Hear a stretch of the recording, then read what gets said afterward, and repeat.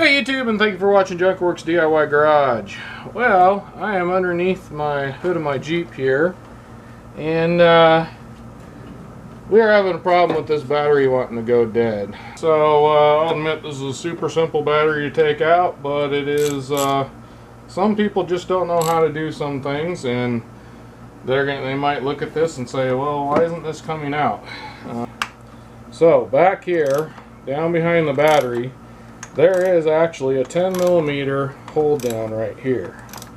And mine happens to be fairly crusty looking, so I need to take a look at that. I don't know if this is from a previous battery that leaked in here or if it's this one.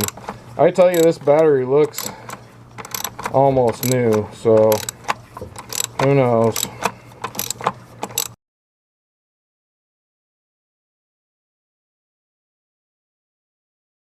And here it is right here, it's out. Mine has a little keeper on that, which is kind of nice, so you don't lose that.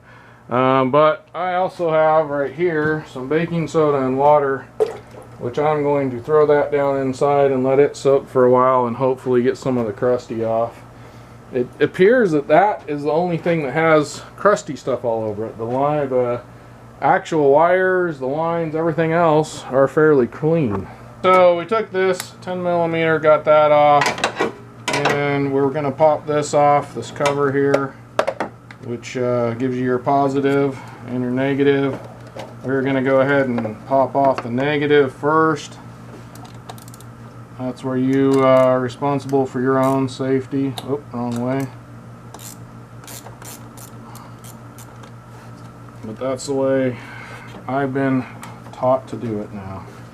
Now, as you can see, this is a little bit rusty and crusty like it was at one time and then cleaned up again. So I'm hoping I can do a little bit maybe more cleanup on it, but it really doesn't look so bad that we should be having any problems with it here.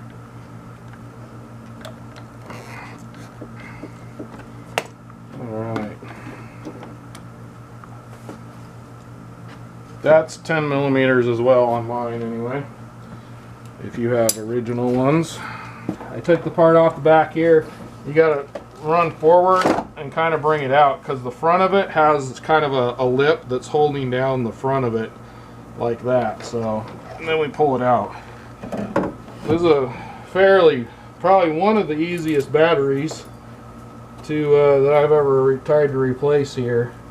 There is definitely some battery acid down in here. I'm probably going to take that part that I put in the bucket and pull that out, clean it up, and then dump some of the bucket of water and baking soda down in here before I put another battery on top of all that, because there is some kind of corrosion looking stuff. Even though it's a plastic bottom here, but there's some metal stuff down in here and a metal piece that the keeper hooks to, and then there's just corrosion laying in the bottom down here, which you probably shouldn't touch with your bare hands. To each their own. Well, thanks for watching JunkWorks DIY Garage, where I'm proud to be a jack of all and master of none. You all have a good one.